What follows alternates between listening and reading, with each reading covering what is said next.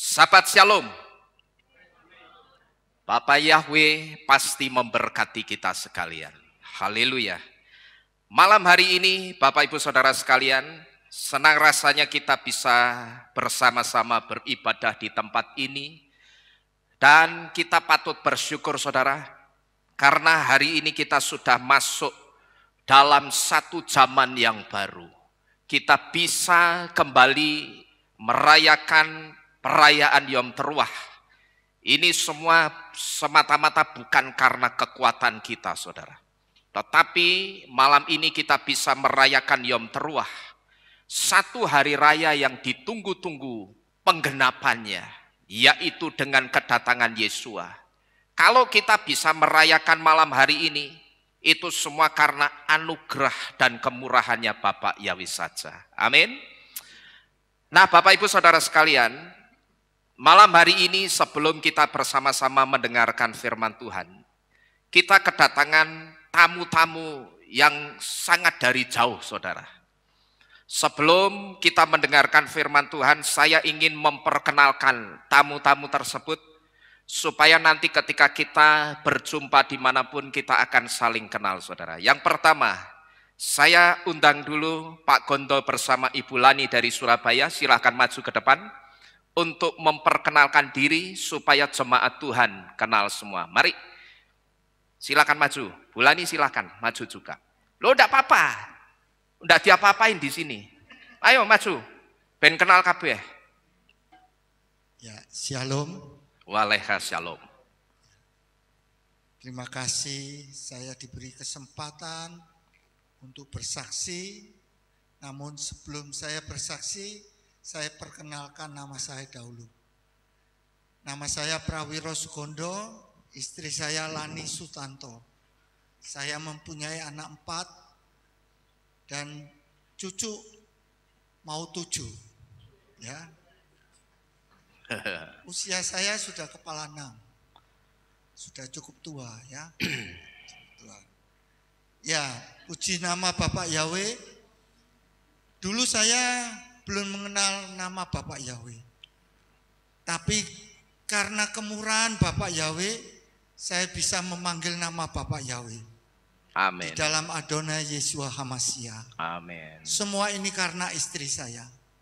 Ya, waktu itu istri saya itu ya dapat satu penglihatan, ya, di mana waktu di ruang makan, tamu meja makan, itu dia itu mau berjalan, ada seorang nenek-nenek tua, ya, dia mau mampiri nenek ini ditengking-tengking.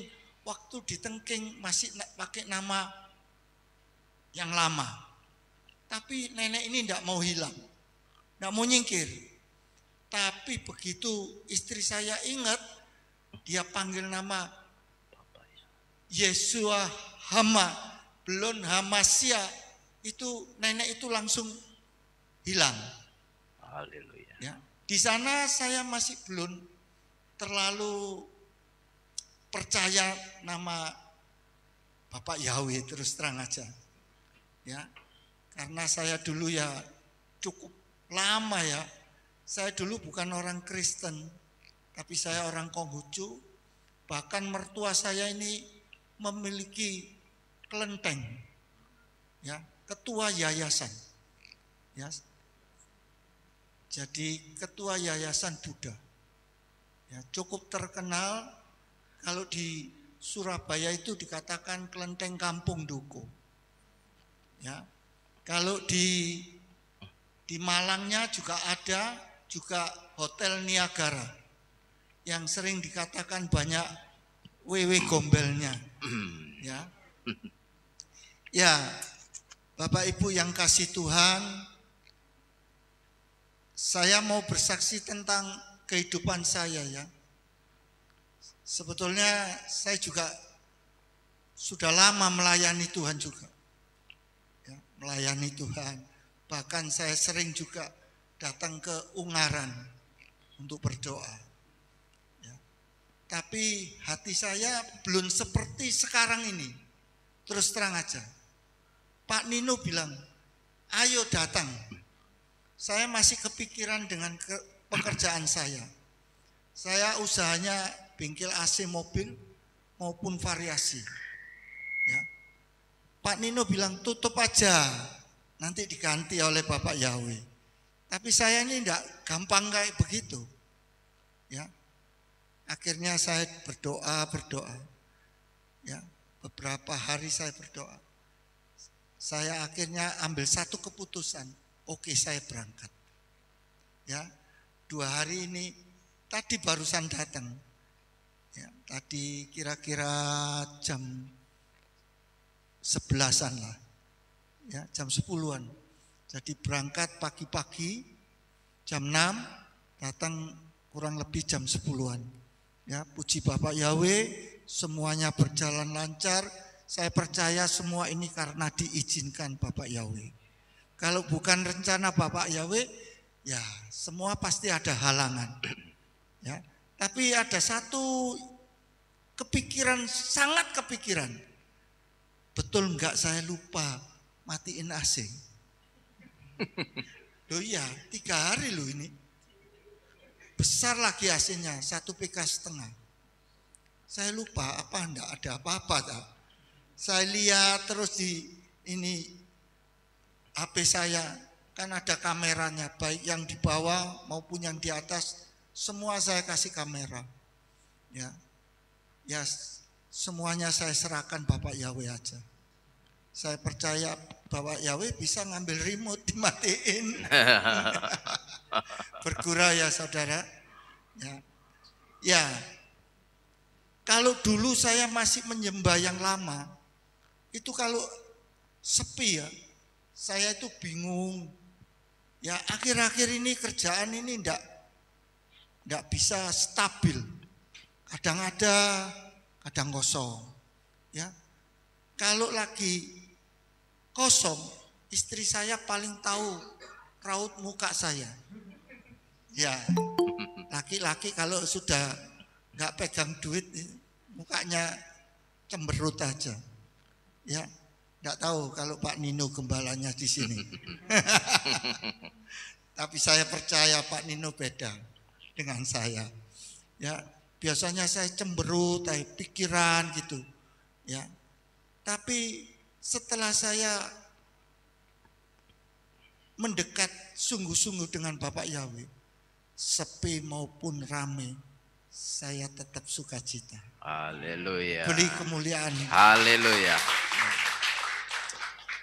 Ya itu yang saya bisa sampaikan, kesaksian saya malam hari ini. Saya percaya Bapak Yahweh senantiasa memberkati baik saudara maupun saya. Amin. Terima kasih. Haleluya. Bapak Yahweh Ya, berkati. terima kasih. Kita berikan tepuk tangan untuk Bapak Yahweh, Bapak Ibu Saudara sekalian.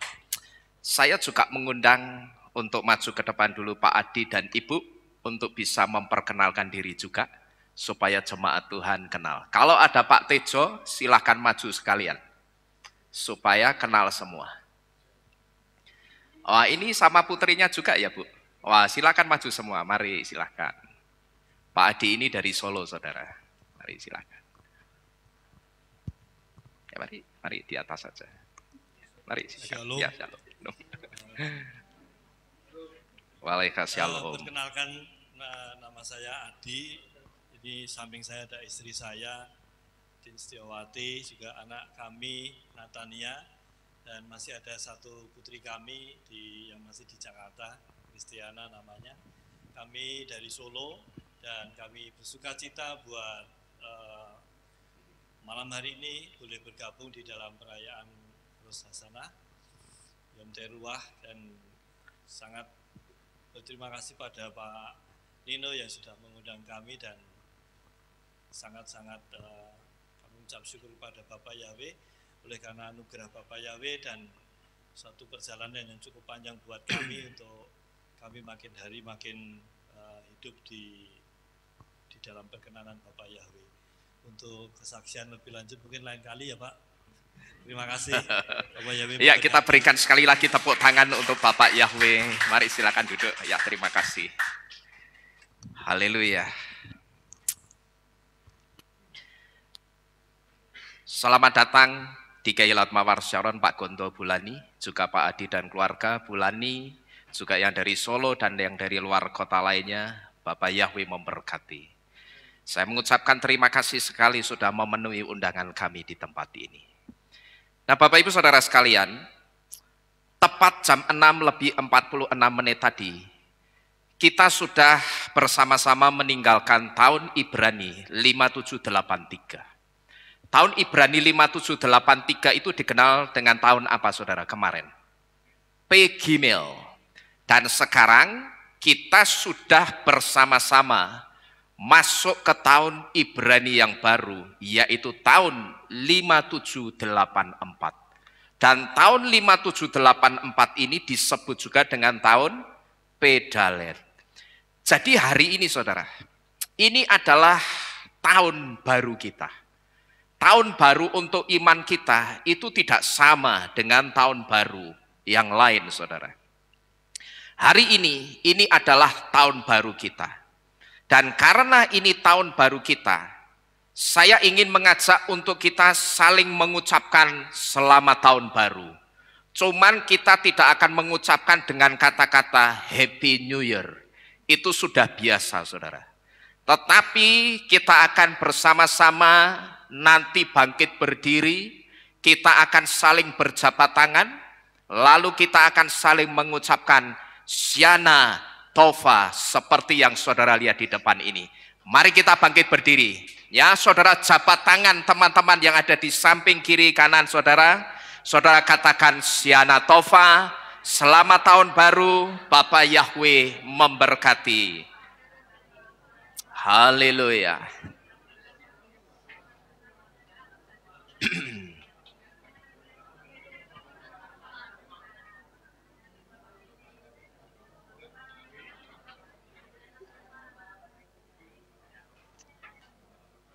Haleluya, haleluya, haleluya, Shana Tova.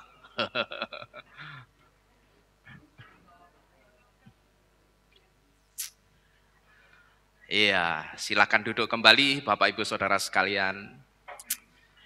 Shana Tova, selamat tahun baru.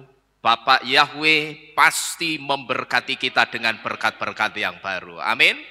Haleluya. Hari ini Bapak Ibu Saudara sekalian, dalam penanggalan Ibrani, kita sudah masuk tanggal 1 bulan ke-7 atau bulan Tisri. Dan malam ini kita akan bersama-sama melihat apa pesan Bapak Yahweh untuk kita di tahun Pedalet ini. Yang pertama yang harus kita tahu dulu, bahwa Pedalet memiliki dua arti, yaitu mulut dan pintu. P itu artinya mulut dan dalet artinya pintu. Nah, mulut di sini ini arahnya jelas kepada dafar atau kepada firman atau kepada setiap perkataan Bapak Yahweh atau kepada Torah. Sedangkan pintu inilah yang harus kita berikan perhatian khusus. Karena apa saudara?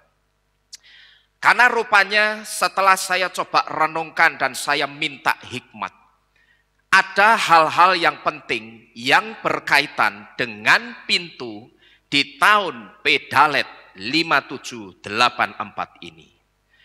Jadi P yang artinya mulut ini arahnya sudah jelas kemana. Arahnya itu tidak lain ke firman Elohim. Dan arahnya juga kepada Torah. Dan kalau P itu arahnya ke Torah, kepada firman Elohim, maka sebetulnya ini artinya mulut kita itu tidak boleh berhenti bicara firman. Secara khusus mulut kita itu tidak boleh berhenti berbicara tentang Torah. Karena apa? Kok mulut kita itu tidak boleh berhenti membicarakan atau memberitakan tentang Torah? Karena perlu saudara ketahui, wajah Torah itu sudah tercoreng melalui sikap antipati orang kepada Torah. Dan lewat pengajaran dan pemahaman yang salah tentang Torah, saat itu wajah Torah itu jadi tercoreng. Jadi melalui masalah sepele saudara, yaitu melalui pengajaran yang salah dan melalui pemahaman yang salah tentang Torah, saat itu wajah Torah itu menjadi tercoreng. Bagaimana tidak tercoreng? Kalau pendeta itu ngajarnya, kamu mau jadi pelaku Torah? Oke. Tapi you mesti ingat, Torah itu kejam loh. Ya, jadi bagaimana tidak tercoreng Torah itu saudara? Kalau pendeta itu ngajarnya kamu mau jadi pelaku Torah, tapi you mesti ingat Torah itu kejam loh. Nah, kata kejam yang diucapkan pendeta inilah yang kemudian membekas di pikiran orang yang mendengarnya. Dan ketika pikiran yang berbicara tentang kata kejam ini membekas di orang yang mendengar, maka saat itu kata kejam ini kemudian membuat orang itu risih dan takut dengan Torah. Dan saudara ngerti, saya banyak berjumpa dengan orang, ketika saya bicara tentang Torah, orang itu ketika mendengar kata Torah, seolah-olah Torah itu sesuatu yang mengerikan. Bayangkan saudara. Bahkan saya pernah bersaksi di tempat ini. Saya pernah memberitahu saudara, sampai dulu ada beberapa jemaat yang keluar dari kehilat ini hanya gara-gara saya memberitakan Torah, hanya gara-gara saya mengajar Torah di tempat ini. Tetapi apakah saya pada waktu itu mundur saudara?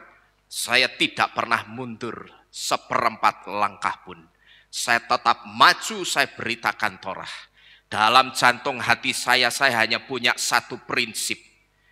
Hilang satu keluarga 4-5 orang ini, Bapak Yahweh pasti akan ganti 40 atau 50 orang yang cinta kepada Torah.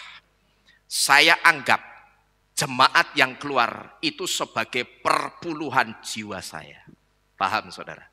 Jadi saya harus kasih perpuluhan dulu supaya datang berapa? 40 atau 50. Nah perpuluhannya keberanian. Jangan sampai saya mundur seperempat langkah saja ke belakang. Hanya gara-gara ada jemaat yang keluar karena saya memberitakan Torah. Saya juga berpikir begini, Pak Lukas itu dulu jemaatnya 1.500. Begitu nama Yahweh diberitakan tinggal berapa? 120. Pak Lukas saya suka 1.500 jadi 120 wani. Ya toh? Meneh saya cuma ditinggal beberapa orang. Tapi saat itu saudara, saya rubah mindset saya. Saya sebut jemaat yang keluar ini perpuluhan jiwa saya. Dan di situ saya percaya keluar 5 orang ini pasti datang 50 orang yang mencintai dan akan melakukan Torah Bapak Yahweh dengan ketulusan. Dan apa yang saya imani, perlu saudara ketahui, itu dijawab Bapak Yahweh. Satu persatu orang datang ke tempat ini, dan orang-orang yang datang ke tempat ini menggantikan orang-orang yang keluar. Itu orang-orang yang cinta Torah loh saudara. Ya, orang-orang yang cinta Torah. Orang-orang yang saya katakan bisa satu derap langkah irama yang sama dengan saya di dalam melayani Bapak Yahweh di tempat ini. Karena apa? Saya mencintai Torah, saya melakukan Torah, dan orang-orang yang dikirim Bapak Yahweh itu juga orang-orang yang mencintai dan melakukan Torah. Jadi Bapak Ibu Saudara sekalian, dari apa yang saya saksikan ini, di sini kita bisa melihat bagaimana orang itu ketika mendengar kata Torah, seolah-olah melihat Torah itu sebagai sesuatu yang mengerikan. Lah ini gara-gara apa? Ini sebetulnya gara-gara omongannya pendeta yang mengatakan, you mau taat Torah, oke. Tapi you mesti ingat, Torah itu kejam loh. Nah di situ ketika orang mendengar kata-kata pendeta ini, orang langsung ketika mendengar kata Torah, yang ada di pikirannya itu sesuatu yang mengerikan. Padahal saudara, kalau kita melihat orang-orang dan nabi-nabi zaman dulu yang hidup sebelum Yesua sang Torah kehidupan itu muncul. Kalau kita melihat nabi-nabi dan orang-orang zaman dulu yang hidup sebelum Yesua sang penyempurna Torah itu muncul. Mereka yang waktu itu betul-betul hidup dengan Torah yang letterless. Waktu itu saya lihat di kitab suci, tidak ada tuh orang yang menganggap Torah itu sesuatu yang menakutkan. Tidak ada. Ya kalau kita lihat orang-orang zaman dulu di dalam kitab suci kita lihat nabi-nabi zaman dulu di dalam kitab suci kita, yang hidup dengan Torahnya itu letterless. Waktu itu saya perhatikan di dalam kitab suci, tidak ada satu orang pun dan tidak ada satu nabi maupun raja ataupun rabi yang menganggap Torah itu sesuatu yang menakutkan. Mereka yang waktu itu kalau berbuat dosa itu minta ampunnya mesti bawa domba untuk disembelih. Tidak ada yang keberatan dengan Torah, saya perhatikan. Yang saya sebut ketika mereka berbuat dosa minta ampunnya mesti bawa domba, binatang anak domba, lalu diserahkan kepada Kohen Gadol atau imam besar. Lalu imam besar akan menyembelih dan darahnya akan diciprat-cipratkan di atas kaporet atau tutup pendamaian. Waktu itu mereka yang hidup dengan Torah secara letterless itu tidak pernah ada yang menganggap Torah itu sesuatu yang menakutkan. Dan tidak ada juga saudara yang keberatan dengan Torah. Nah seharusnya kita yang katanya sekarang ini menghidupi zaman kasih karunia, yang tidak perlu lagi bawa binatang untuk korban penghapus dosa, seharusnya kita itu lebih terbuka dengan Torah. Seharusnya kita juga itu lebih welcome dengan Torah. Jangan malah kita justru ikut-ikutan menyingkirkan Torah, saudara-saudara sekalian. Maka disinilah saudara, kenapa ketika dulu 4 tahun yang lalu kita memasuki dekade tahun P, mulut kita itu harus terus bicara tentang Torah. Tujuannya tidak lain adalah untuk membuat wajah Torah yang tercoreng itu kembali bersih. Ya, tujuannya itu untuk mengembalikan wajah dan Shem Tov Torah, wajah dan nama baik Torah itu harus kita kembalikan. Dengan cara apa? Dengan cara mulut kita itu jangan berhenti bicara tentang Torah kepada siapapun yang kita jumpai. Artinya kepada siapapun orang yang kita jumpai, kita beritakan bahwa Torah itu bukan sesuatu yang menakutkan. Torah itu bukan hukum yang menakutkan. Torah itu bahasa Ibrani yang artinya teaching atau pengajaran. Yang isinya adalah aturan-aturan kehidupan yang akan mengatur kehidupan manusia sehingga manusia itu bisa hidup benar dan berkenan di hadapan Bapa Yahweh. Itulah Torah. Nah, pengertian yang seperti ini kita sounding terus saudara. Kita beritakan terus. Tujuannya untuk apa?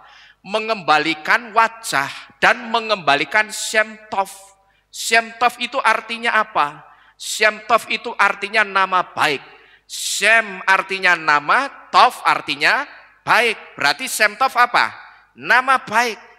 Nah, dengan kita sounding terus kebenaran Torah yang sejati. Torah itu sebenarnya seperti ini.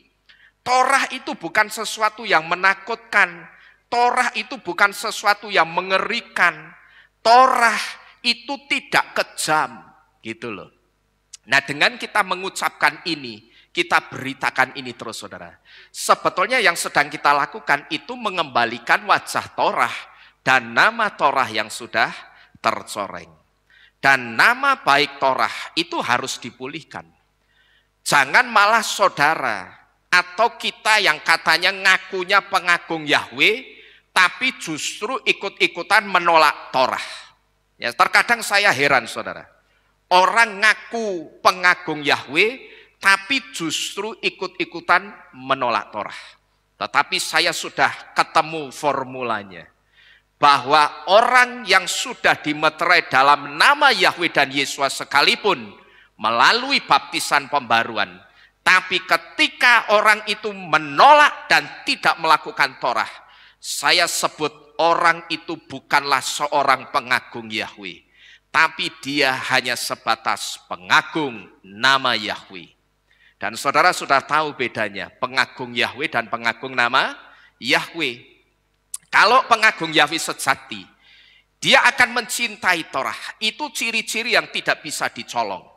Pengagung Yahweh sejati itu akan mencintai dan dia akan minta kemampuan untuk bisa melakukan Torah itu. Tapi kalau pengagung nama Yahweh, orang yang disebut pengagung nama Yahweh, dia merasa aku itu tidak punya kebutuhan untuk melakukan Torah. Pokok yang penting meterai di bathukku itu sudah benar. Yod he wahe, wis selesai.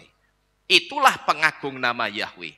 Dan saya bisa pastikan pengagung nama Yahweh tidak akan pernah mengecap keselamatan suatu hari kelak. Ya, pengagung nama Yahweh, orang yang hanya mengagungkan nama Yahweh itu tidak akan pernah menerima keselamatan. Karena yang diagungkan cuman apanya? Namanya. Nek cuman diagungkan namanya, semua orang bisa. Gitu loh saudara. Saya sebut pengagung nama Yahweh itu sebetulnya orang yang cuman mau nunut selamat.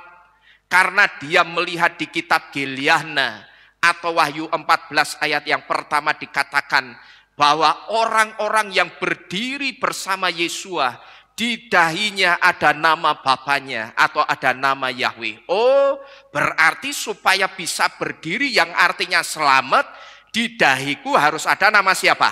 Yahweh. Nah caranya piye? Caranya harus dibaptis pembaruan dalam nama Yahweh, dalam nama Yesua. Sudah selesai.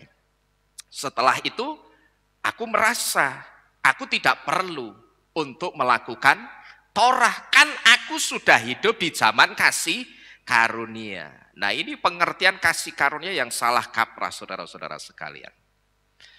Asal saudara tahu, ketika ada orang yang menolak Torah, sebetulnya tanpa orang itu sadari, dia itu tidak hanya sedang mencoreng wajah Torah. Tetapi tanpa orang itu sadari, dia sendiri itu sedang mencoreng muka atau wajahnya sendiri. Karena apa?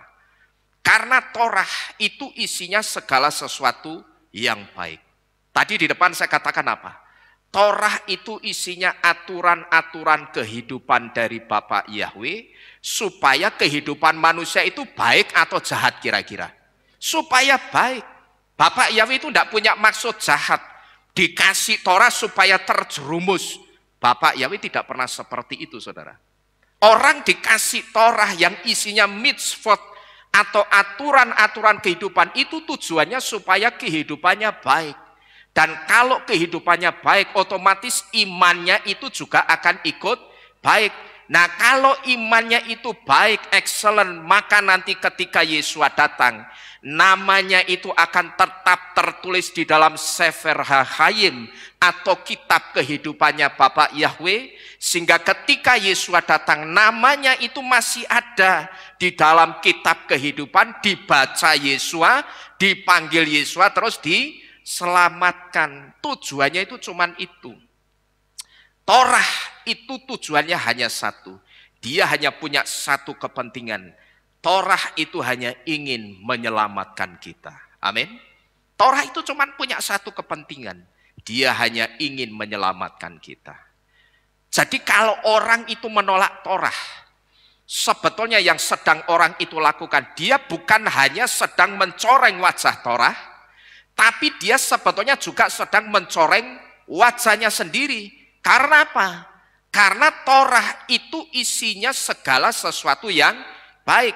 Nah kalau sesuatu yang baik itu tidak saudara lakukan, tidak dilakukan oleh orang itu, yang jelek siapa kira-kira? Torahnya atau orang itu, saudara? Orang itu, ya, orangnya yang akan jelek. Torahnya jadi jelek atau tidak? Tidak. Torahnya, aturannya itu tetap baik. Apalagi aturan-aturan Torah itu isinya aturan-aturan yang baik supaya kehidupan manusia itu juga baik. Jadi ketika orang menolak Torah, dia sebetulnya tidak hanya mencoreng wajah Torah, tapi wajahnya sendiri itu sedang dicoret-coret, dicoreng-coreng, dijelekkan sendiri. Karena isinya Torah itu segala sesuatu yang baik. Nah, kalau sesuatu yang baik itu tidak dilakukan, otomatis orang akan melakukan yang apa? Yang tidak baik. Maka ketika orang melakukan yang tidak baik, yang jelek siapanya sekarang? Apakah Torahnya? Tidak. Yang jelek ya orang itu sendiri atau orang yang menolak Torah tersebut. Jadi jangan malah, saudara. Sebagai pengagung Yahweh, kita itu justru ikut-ikutan menolak Torah.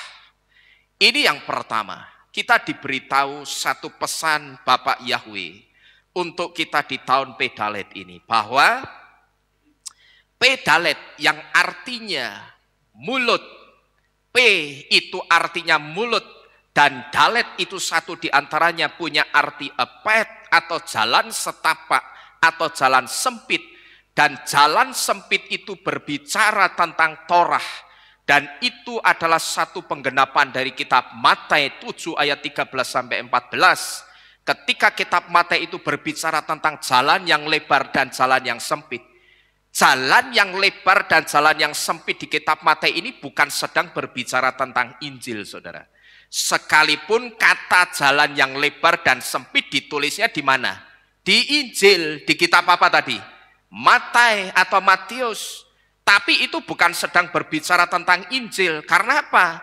Karena pada waktu itu ketika Yesus mengatakan lewatlah jalan yang sempit dan jangan lewat jalan yang lebar. Ketika Yesus mengucapkan tentang jalan yang sempit dan jalan yang lebar, waktu itu Injil itu belum lahir, saudara. Ya, apa yang diucapkan Yesus yang disebut dengan kitab Injil itu baru dicatat sama murid-muridnya Yesus. Siapa? Matityahu atau Matius, Markus, Lukas, Yohanan, dan Yakov. Setelah Yesus naik ke sorga, apa yang diucapkan Yesus itu dibukukan, baru jadi apa? Besorah, baru jadi Injil. Jadi kata jalan yang lebar dan jalan yang sempit itu bukan bicara soal Injil, tapi berbicara tentang Torah. Dan kita juga sudah membuktikan kata jalan yang lebar dalam bahasa Ibrani itu ditulis dengan kata Rahav Hapetah. Saudara ambil kata Rahavnya. Kata Rahav di sini, kalau saudara ingat kata Rahav, saudara akan ingat nama seorang pelacur di Yeriko. Yang namanya siapa? Rahav juga. Jalan yang lebar itu bahasa Ibraninya Rahav Hapeta. Di situ ada kata Rahav. Itu ditulis di dalam kitab Matius. Tapi Yesus sebetulnya sedang mention ini. Mention atau menyebut namanya pelacur Yeriko yang namanya Rahav, yang hidupnya itu sama seperti jalan yang lebar. Hidupnya itu terbuka lebar untuk siapapun laki-laki yang mau menidurinya. Seorang pelacur kan begitu. Tubuhnya itu akan terbuka lebar untuk siapapun yang mau bayar dan meniduri dirinya. Nah, tubuhnya yang terbuka lebar ini sebetulnya nubuatan dari kata jalan yang lebar. Nah, padahal kisahnya Rahav itu ditulis di mana? Di Torah atau di kitab yang disebut Perjanjian Baru? Di Torah, saudara. Ya. Kisahnya Rahav itu ditulisnya di Torah. Jadi ini jelas kata jalan yang lebar dan jalan yang sempit itu arahnya kepada Torah. Dan ini pesan Bapak Yahweh yang pertama.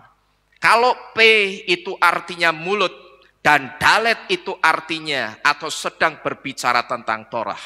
Ini artinya di tahun Pedalet ini atau begitu 4 tahun yang lalu kita masuk dalam dekade tahun P, mulut saudara dan saya itu jangan pernah berhenti memperkatakan Torah.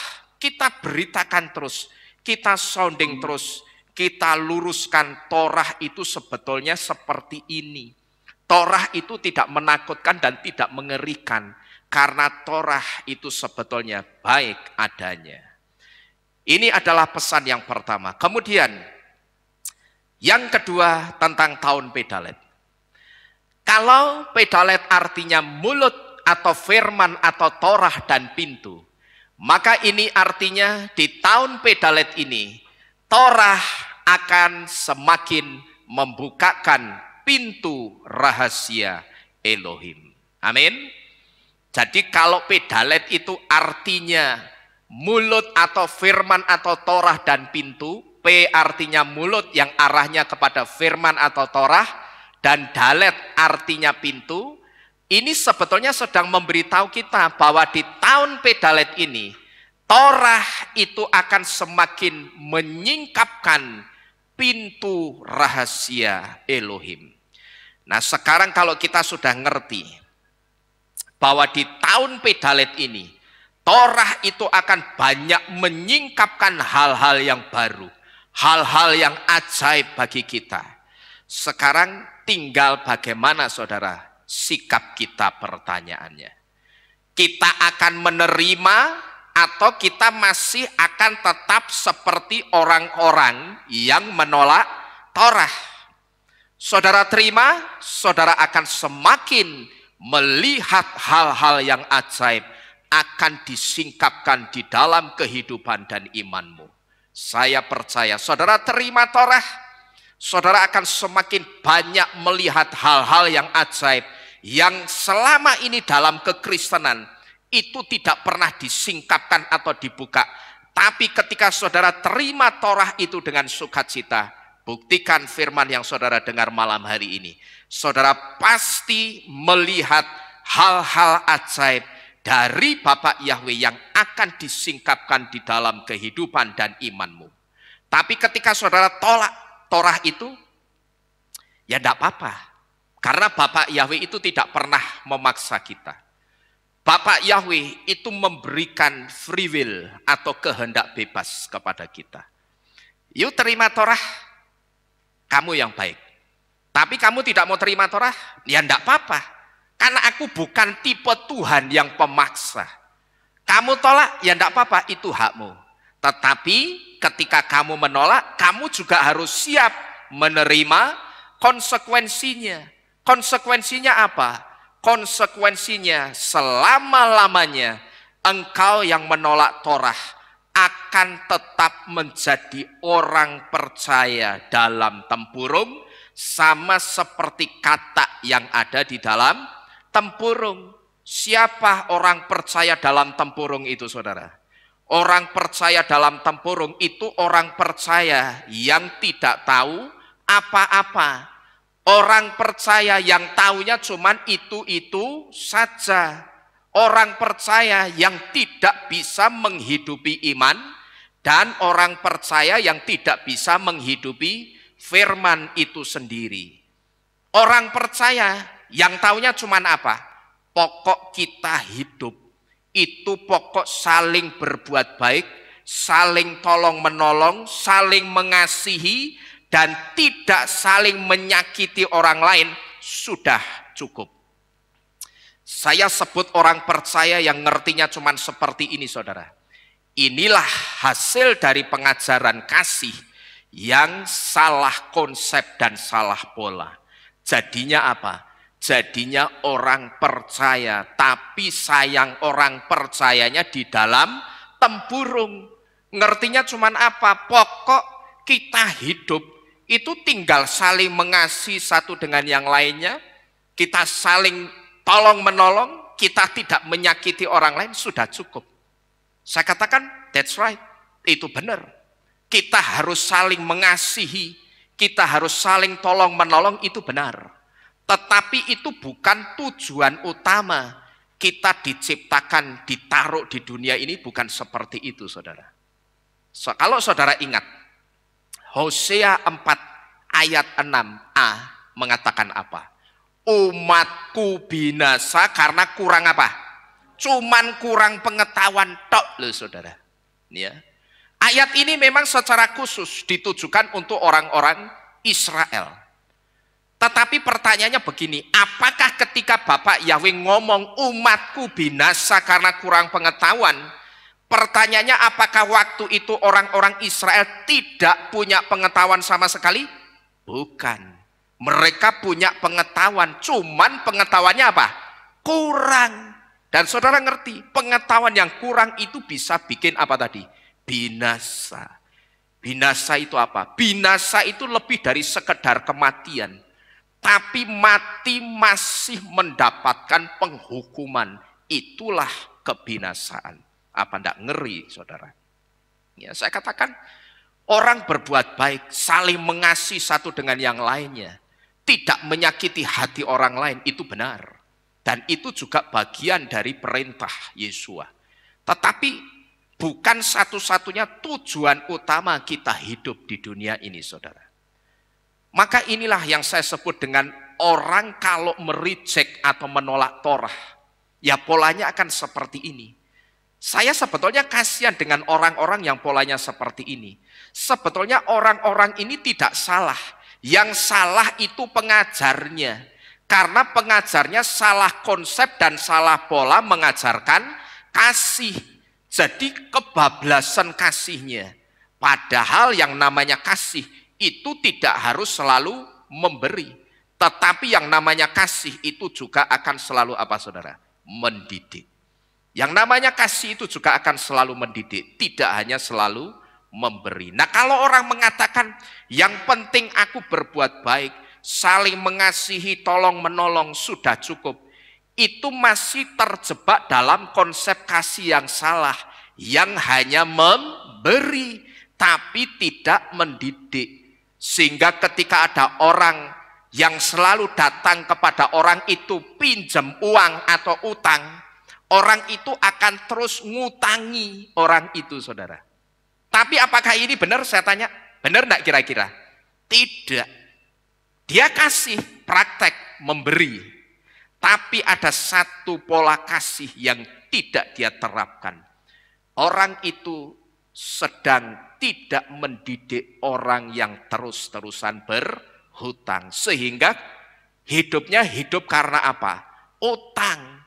Begitu dia kebentur masalah ekonomi, yang ada di otaknya nomor satu itu bukan nama Yahweh. Bukan Bapak Yahweh, bukan minta tolong Bapak Yahweh, tapi minta tolong sopo. Kayak Pak Gondo kayak kita iso kayak, ya, iso ngutangi aku tak paranane we. Soalnya kayak sugih kayak sing nyekel Surabaya kayak, wis tak paranane Pak Gondo. Ya toh, begitu kebentur masalah ekonomi sing kelingan jenengi sopo tadi? Pak Gondo. Ya, Tuhane jadi Tuhan Gondo saiki. Ya toh, bukan Tuhan Yahweh. Padahal penyembah Bapak Yahweh, saudara. Tapi kenapa justru pada saat dia kebentur dengan masalah ekonomi yang diingat nama manusia? Nah ini gara-gara apa?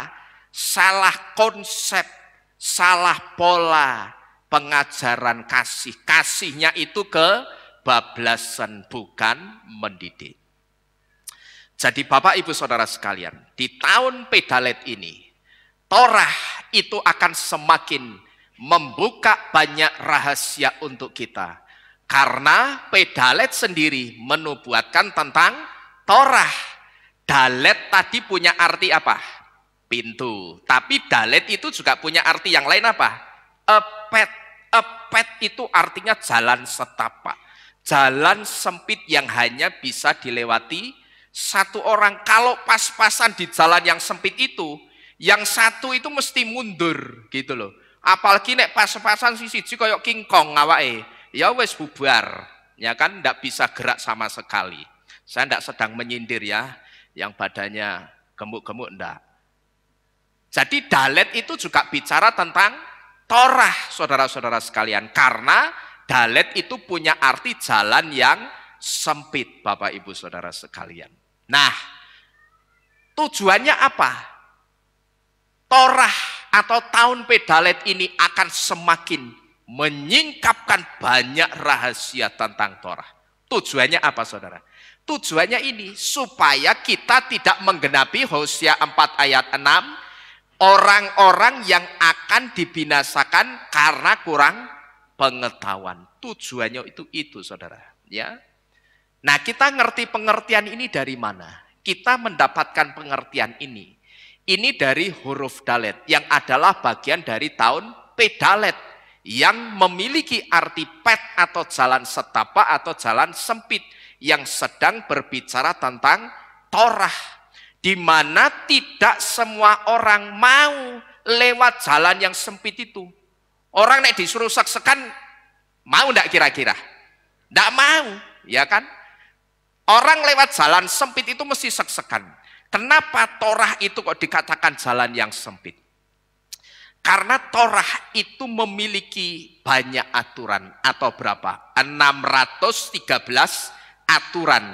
Nah, dengan banyaknya aturan ini, maka aturan-aturan inilah yang akan mempersempit ruang gerak orang, sehingga ketika ruang gerak orang itu dipersempit, orang itu sebetulnya sedang diminimalisir untuk berbuat dosa, untuk diminimalisir untuk supaya tidak berbuat yang tidak benar, saudara. Itulah yang dimaksud dengan Torah itu jalan yang sempit.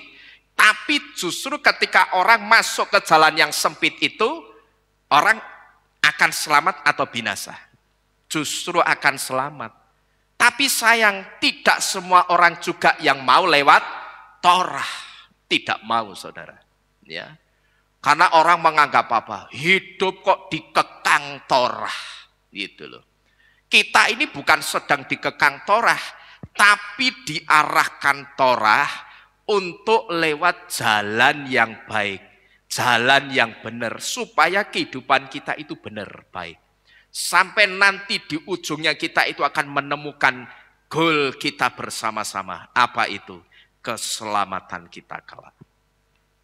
Jadi Bapak Ibu Saudara sekalian, di tahun pedalet ini Torah akan semakin membuka banyak rahasia untuk kita. Pertanyaannya bagaimana dengan kita, saudara? Kita akan menerima atau kita akan tetap menolak Torah itu? Saya katakan jangankan orang Kristen, saudara, pengagung Yahweh saja, itu banyak yang tidak mau lewat jalan yang sempit, tidak mau lewat Torah itu. Tetapi saya katakan kita tidak usah pusing dengan sikap mereka, dengan sikap orang-orang yang tidak mau lewat jalan yang sempit itu. Kita tidak usah pusing dengan orang-orang yang tidak mau lewat Torah atau melakukan Torah. Tapi kita concern saja dengan satu pertanyaan. Saudara perhatikan baik-baik di depan.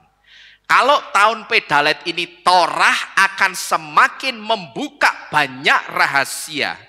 Pertanyaannya sekarang, saudara jawab yang tegas, saudara siap atau tidak menerima rahasia-rahasia itu? Kira-kira saudara siap atau tidak? Haleluya. Kalau saudara siap, syaratnya mutlak, saudara cintailah dan lakukanlah Torah. Amin. Cintai dan lakukan Torah. Itu syaratnya cuma seperti itu, saudara. Ya. Tahun ini kita baru saja menghidupi tahun pedalet. Itu sekitar 2 jaman. Ya, hampir 2 jaman. Tapi nanti kita akan melihat, baru 2 jam ini saja, hampir 2 jam ini, saudara sudah melihat pengetahuan-pengetahuan yang baru seperti ini. Ya kan? Saudara sudah bisa melihat melalui huruf P dan dalet. Di situ kita diberitahu, Torah itu akan semakin membuka banyak rahasia untuk kita. Bagaimana dengan perjalanan kita selama setahun ke depan, mengarungi atau menghidupi tahun pedalet setahun ke depan. Kalau baru 2 jam saja kita sudah dikasih 4 pengetahuan yang baru. Apalagi kalau setahun ke depan kita akan semakin melihat pengetahuan-pengetahuan yang baru. Dan Hosea 4 ayat 6 katakan apa? Orang yang punya banyak pengetahuan kira-kira akan binasa atau tidak, saudara? Tidak. Asal pengetahuan itu saudara praktekkan, saudara lakukan. Jangan hanya saudara ngerti rahasia-rahasia Torah, rahasia-rahasia Elohim, tapi saudara tidak jadi pelaku Torah. Ya percuma tak berguna, alias percuma tidak berguna. Jadi sekali lagi, saudara jawab yang tegas. Kita mau disingkapkan banyak rahasia, saudara mau terima atau tidak? Wah, kok jawabnya lemes ya. Saudara mau terima atau tidak? Wong dikasih lebih dari sekedar emas loh. Ya. Torah itu lebih dari sekedar apa? Logam mulia yang paling berharga ya apa sih? Berlian ya. Ada orang yang mengatakan berlian. Terus apalagi yang lebih berharga? Katakanlah berlian. Torah itu lebih dari sekedar berlian, saudara. Yang sangat berharga sekali. Ketika sesuatu yang tersembunyi itu disingkapkan, saya sering bersaksi di tempat ini. Ketika saya mempersiapkan firman, setiap kali ibadah, jujur saya akui, itu memakan waktu yang tidak sebentar, saudara. Bahkan dulu, saya itu kalau menyiapkan firman, 3 hari itu mesti topo pendem, saudara. Saya 3 hari itu sudah tidak bisa diganggu. Diajak pergi kemana-mana, sudah tidak bisa, saudara. Ya orang anak-anak saya mengajak, "Pak jalan-jalan," ora iso. Papa wis meh nyepake materi. Saya bilang begitu. Papa harus nyiapin firman. Saya akui tidak mudah. Apalagi yang model pengajaran seperti ini.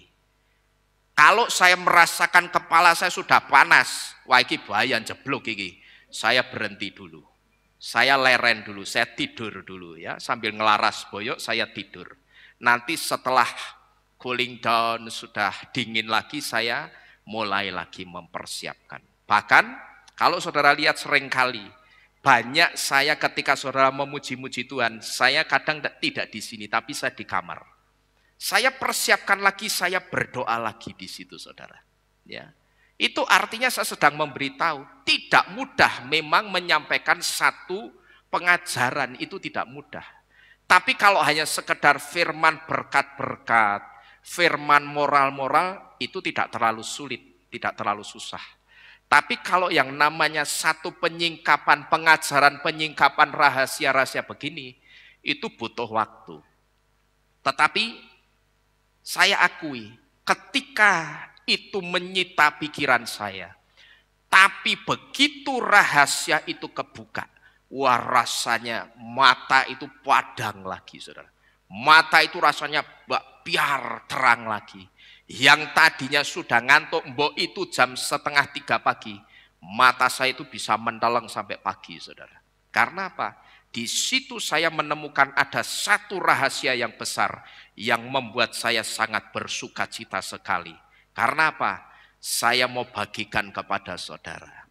Saya rindu saudara-saudara yang ada di tempat ini. Jangan seperti orang-orang Kristen di luaran sana. Yang ngertinya cuman Musa, Harun, Abraham, Lukas, Matius, Yakobus, Yohanes, bar. Tapi begitu diomongi tentang akhir zaman, wah khotbah kok medeni. Wis rasa teko maneh ning kene. Ya pendetane nek khotbah medeni. Ono meterai anti Hamasiyah, binatang buas apa maneh. Wis rasa ibadah maneh ning Keilat Mawar Syaron. Pola saudara jangan seperti itu. Kalau saudara itu hanya dibangun, iman saudara itu hanya mudah terbangun dengan firman-firman yang berkat-berkat dan mujizat-mujizat tok.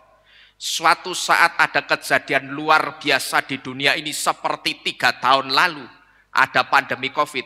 Saudara akan terkejut-kejut dan terdelongop-delongop. Saudara akan bingung. Ya. Tetapi saya bersyukur jemaat Tuhan di tempat ini. Itu saya perhatikan, ya kaget ada kagetnya. Wong kita tidak pernah mengalami seperti itu. Tetapi kagetnya tidak terlalu lama. Syok, sempat syok, tapi tidak terlalu lama. Dan kembali psikologisnya itu bisa stabil dan normal lagi. Karena apa? 7 tahun sebelum pandemi itu ada. Di tempat ini kita selalu diajar dan kita selalu diberitahu. bahwa kalau kita mengacu kepada nubuatan seorang Rabi Yahudi yang bernama Rabi Ephraim Sprecher. Rabi Ephraim Sprecher ini pernah mengatakan bahwa tidak ada pertanda yang baik untuk tahun-tahun dunia ini di waktu yang akan datang. Itu 7 atau 8 tahun sebelum pandemi, sebelum ada COVID. Kita sudah selalu dicekoi firman yang model begini. Maka begitu kemarin ada pandemi ya kita tidak terlalu kaget-kaget. Karena nubuatannya digenapi atau tidak? Digenapi. Ketika nubuatan itu dikatakan tidak ada pertanda yang baik untuk tahun-tahun dunia ini di waktu yang akan datang. Rupanya nubuatan itu digenapi. Ya, jadi kita responnya itu mesti saudara, yang sungguh-sungguh. Kalau kita bisa menerima rahasia-rahasia itu, maka itu akan dikasih kepada saudara. Ya, ibarat kata begini, ada seseorang yang mau jahati saudara, tapi ada seseorang yang ngasih informasi kepada saudara, kamu hati-hati ya, besok hari ini tanggal segini, jam segini kamu mau dijahati sama orang ini. Kira-kira kita mendengar informasi ini senang atau tidak saudara? Harusnya senang. Karena apa? Dengan informasi ini kita bisa menghindar dari maut, dari kejahatan. Nah, Torah yang akan disingkapkan itu seperti ini. Seperti itu saudara. Ya, di depan ini dunia ini anti Hamasya si pembinasa kejinya itu sudah merancangkan kejahatan-kejahatan macam-macam. Nah, sebelum kejahatan-kejahatan itu dieksekusi, sekarang ini kita dikasih tahu apa yang akan terjadi dan bagaimana caranya supaya kita lolos dari eksekusi si pembinasa keji itu. Paham saudara? Kira-kira seperti itu Torah yang disingkapkan. Lah kok yang beginian malah ditolak orang, malah dianggap Torah itu sesuatu yang kejam. Lah cilaka saudara. Kalau yang binasa itu cuman pendetanya, saya ndak pusing. Karena pendetanya cuman satu orang. Paling banter kalau dia sama istrinya yang sepakat dengan pengajarannya, ya yang binasa cuman 2 orang.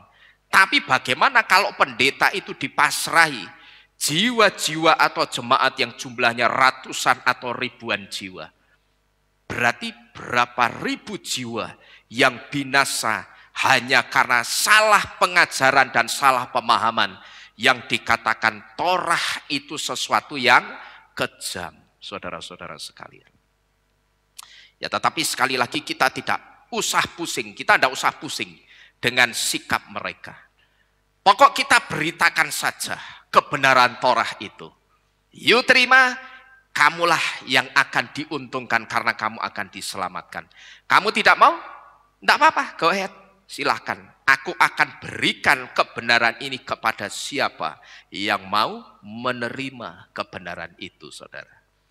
Jadi Bapak Ibu Saudara sekalian, kalau memang saudara sungguh-sungguh siap menerima rahasia-rahasia itu, mulailah untuk mencintai dan semakin mencintai Torah dan melakukan Torah itu.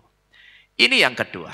Kemudian yang ketiga, tahun Pedalet yang berbicara tentang mulut dan pintu ini membawa satu warning atau peringatan untuk kita. Pedalet adalah satu peringatan bahwa dimulai dari tahun ini atau tahun pintu ini, si pembinasa keji itu akan bergerak door to door, dari pintu ke pintu, dari ke rumah untuk jemput bola. Untuk ngapain ini? Untuk memasangkan tandanya. Perhatikan ini baik-baik. Tahun Pedalet yang berbicara tentang mulut dan pintu ini membawa satu warning atau peringatan. Orang kalau memperingatkan sesuatu itu dibatin atau diucapkan? Diucapkan pakai apa ini? Pakai mulut. Warning atau peringatan itu bicara tentang P. Tahun Pedalet yang berbicara tentang mulut dan pintu ini membawa satu warning atau peringatan untuk kita. Pedalet adalah satu peringatan bahwa dimulai dari tahun ini atau tahun pintu ini, si pembinasa keji itu akan bergerak door to door. Dari pintu ke pintu, dari rumah ke rumah, mereka akan jemput bola untuk memasangkan tanda mereka atau tandanya binatang buas. Soal apa tandanya? Saya yakin saudara pasti paham apa maksud saya. Dan tanda itu saat ini sedang direpresentasikan atau dihadirkan dalam wujud cairan yang namanya vaksin. Nah, di sini saudara, kembali melalui tahun Pedalet ini, Bapak Yahweh mengingatkan kita bahwa rohnya si pembinasa keji dan antek-anteknya pembinasa keji itu akan bergerak lebih aktif. Kalau dulu orang yang datang minta diisi tandanya binatang buas. Dulu orang yang datang, ya, orang yang datang ke tempat sentralnya pengisian tandanya binatang buas. Tapi sekarang merekalah antek-anteknya si pembinasa keji itu yang akan datang mengetuk pintu-pintu rumah untuk memasangkan apanya ini? Tanda mereka. Jadi saudara mesti siap-siap, ya. Suka atau tidak, saudara mau tidak mau, mereka si pembinasa keji ini sudah dinubuatkan. Kalau saudara perhatikan, ada satu undang-undang yang sudah disahkan, ditandatangani, dan sudah dijalankan per tanggal 8 Agustus. Undang-undang itu namanya Undang-Undang Omnibus Law. Saudara tahu, ketika itu sudah dijalankan, sekarang orang itu tinggal menunggu, jangan kita ya, tapi orang itu tinggal menunggu. Rumahnya diketuk, tok, tok, tok. Terus dia apa? Ditanya, kamu sudah diisi belum sama tandanya binatang buas ini? Kalau belum, kamu harus mau diisi. Suka tidak suka, nanti kita akan melihat yang seperti itu. Kita imani saja, kita hanya melihat, tapi kita tidak mengalami. Amin. Ya, kita minta kekuatannya Bapak Yahweh. Kita minta pertolongan Bapak Yahweh. Bahwa kita hanya akan melihat, tetapi kita tidak akan mengalami dan tidak akan diisi barang itu. Kalau dulu orangnya yang datang ke sentra pengisian, kok pengisian ya? Ya benar ya, sentra pengisian tandanya binatang buas. Tapi sekarang merekalah antek-anteknya yang diutus untuk datang memasangkan tanda itu. Nah, lalu sekarang saudara, apa yang harus kita lakukan ketika mereka mengetuk pintu rumah kita? Sampai di sini dulu saudara, saya mau tanya, kira-kira kebetulan enggak saudara? Kata-kata mengetuk pintu dengan tahun Pedalet yang daletnya itu berbicara tentang pintu. Kebetulan atau tidak? Tidak ada yang kebetulan di dalam iman percaya kita. Itu sudah dinubuatkan sejak tahun Pegimel. Jadi rangkaian tahun Pegimel, Pedalet sampai PH tahun 5785 yang akan datang 1 tahun lagi. Itu saling berkaitan nubuatannya. Nah, cuman kita mesti ingat baik-baik. Nubuatan bahwa anti Hamasyah itu akan mendatangi dan mengetuk pintu rumah-rumah untuk memasangkan tandanya. Itu sudah dinubuatkan sejak tahun Pegimel.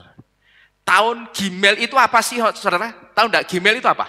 Artinya, camel, onta. Digambarkan tahun Pegimel itu tahun kebangkitan. Seperti onta yang sedang bangkit dari tidurnya. Begitu loh. Nah ini gambaran apa? Yang pertama gambaran kebangkitan untuk firman atau Torah itu kembali diberitakan kemana-mana sampai ke ujung bumi. Karena apa? 2 tahun sebelumnya firman itu seperti dibungkam. Karena apa? Pada waktu itu orang tidak bisa beribadah secara langsung. Orang tidak bisa mendengarkan firman secara langsung. Itu saya sebut seperti ontanya itu sedang tiarap gitu loh. Nah sekarang kemarin tahun Pegimel ontanya itu bangkit.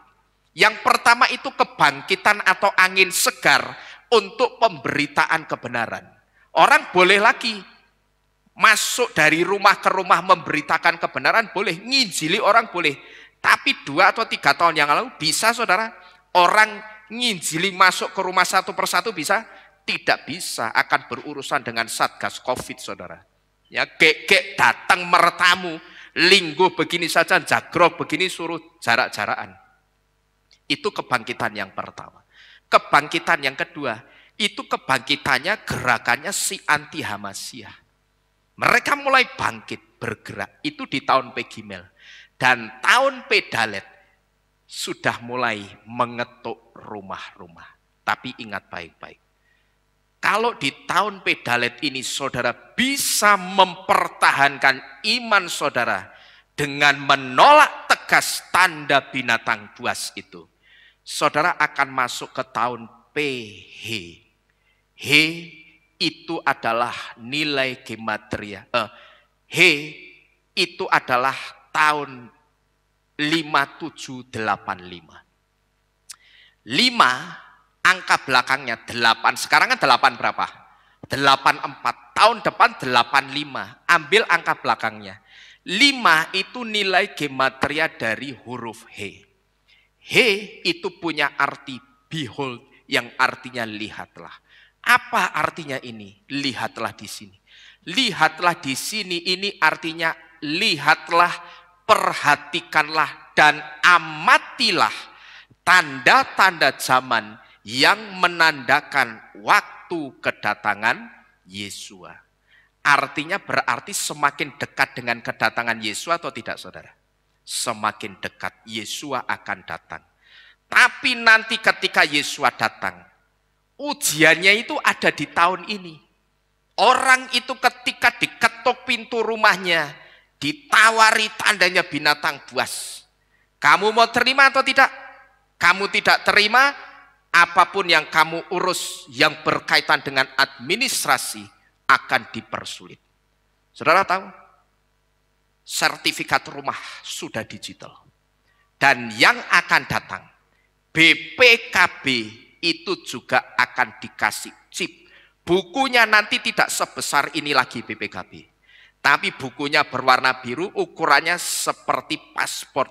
Dan di situ ada chipnya atau RFID-nya. Ini sedang mulai digodok dan sedang mulai dikerjakan pembuatannya.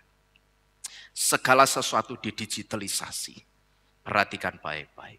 Kalau sudah begitu, berarti Yesua itu akan segera datang, enggak saudara kira-kira? Dia akan segera datang, karena Yesua ngomong apa? Kalau waktunya tidak dipersingkat, akan semakin banyak orang percaya yang gugur. Gitu loh, akan semakin banyak orang percaya yang gugur imannya. Maka waktunya harus dipersingkat supaya masih banyak orang-orang yang bisa diselamatkan. Tapi nanti untuk saudara itu bisa masuk dalam keselamatan Bapak Yahweh, saudara bisa diangkat. Saudara itu akan diuji 1 tahun ke depan ini. Ya, ingat, tahun Pedalet, tahun pintu ini, pintu saudara itu akan diketuk. Kamu mau terima tandanya binatang buas atau tidak? Dengan segala risiko, kita harus menolak tanda binatang buas itu.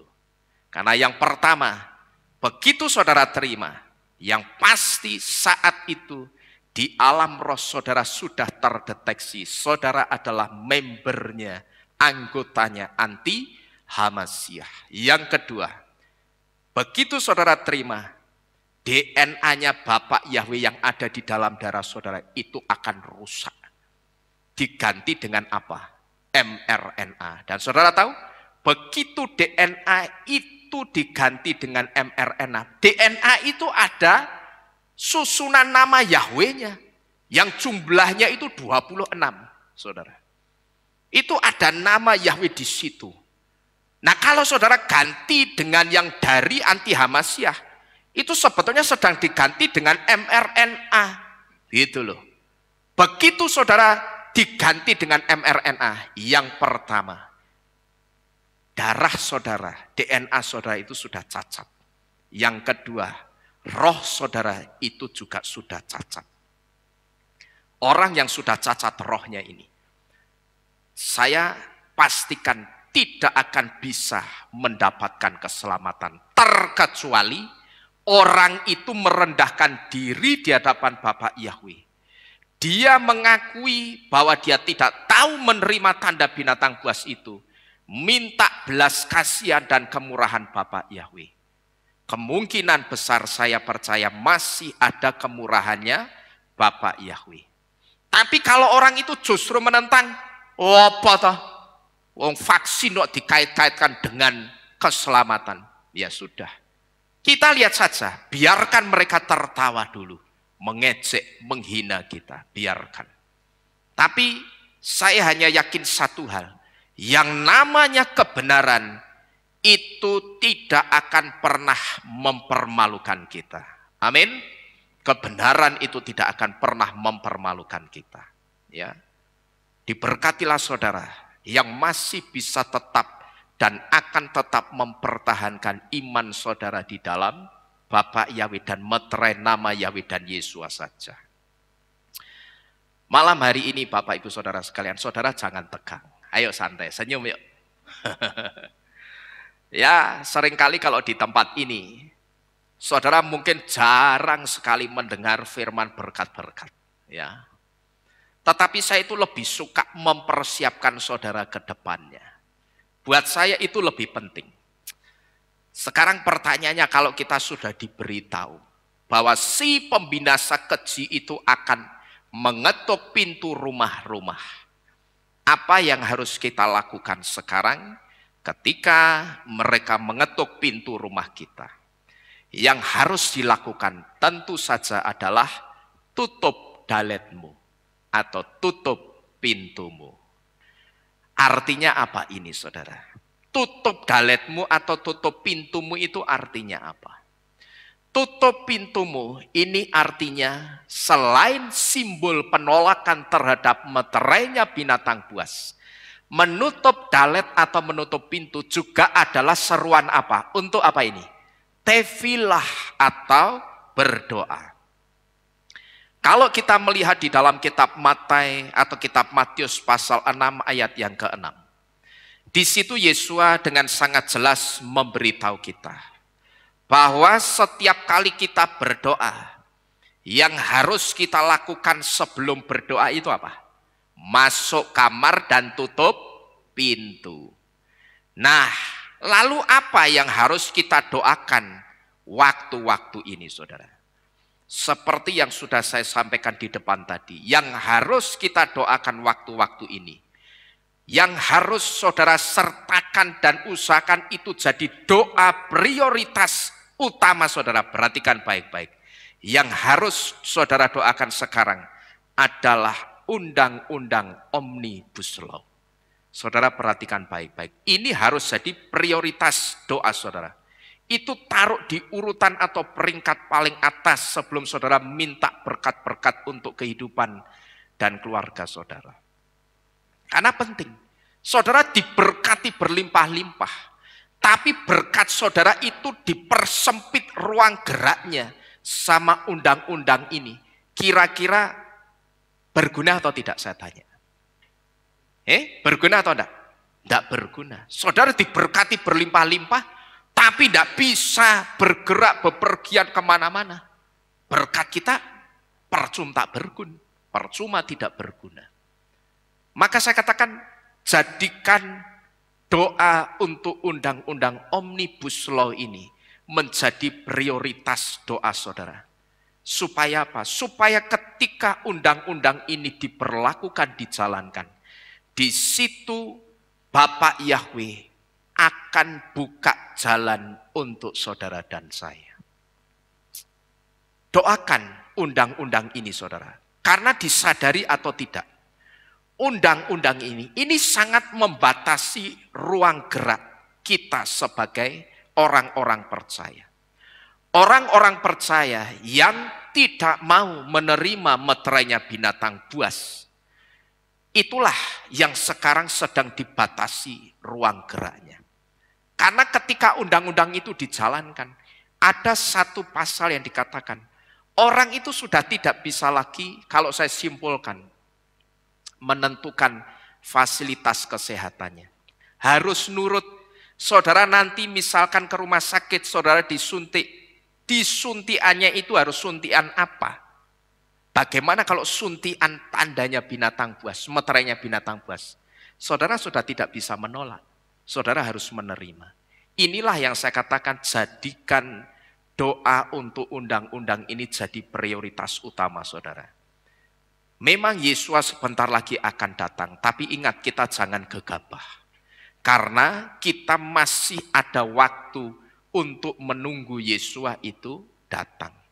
Nah, saat Yesus mau datang ini, yang bisa kita lakukan, kita itu hanya bisa minta kekuatannya Bapa Yahweh untuk menolak meterainya binatang buas ini. Supaya jangan sampai apa? Nanti kalau memang Yesus betul atau diizinkan datang pada tahun PH atau setelah PHP, wow. Di situ kita akan melihat kemuliaan Yesus di awan-awan kemuliaan. Tapi kalau sampai kita menerima, ya sudah, goodbye. Saya hanya punya satu kerinduan begini. Kenapa seringkali saya bicara keras dari tempat ini, saudara? Saya tidak pernah takut mengingatkan siapapun. Karena itu saya punya satu kerinduan yang dari dulu sampai sekarang. Kerinduan kuat saya itu tetap sama. Di dunia ini kita kumpul, di Syamayim nanti kita harus kumpul. Tapi syaratnya, meterai keselamatan kita hanya siapa? Nama Yahweh dan Yesus. Syaratnya hanya itu. Tapi kalau saudara diisi rusak meterai itu, sudah tidak ada Bapak Yahweh lagi di dalam saudara.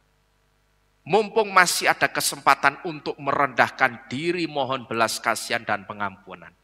Nanti manfaatkan betul perayaan Yom Kippur 10 hari lagi atau 9 hari dari sekarang.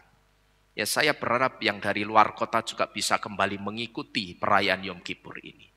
Karena perayaan ini dari 7 hari raya memang hanya satu ini, hari ini yang belum digenapi Yesus.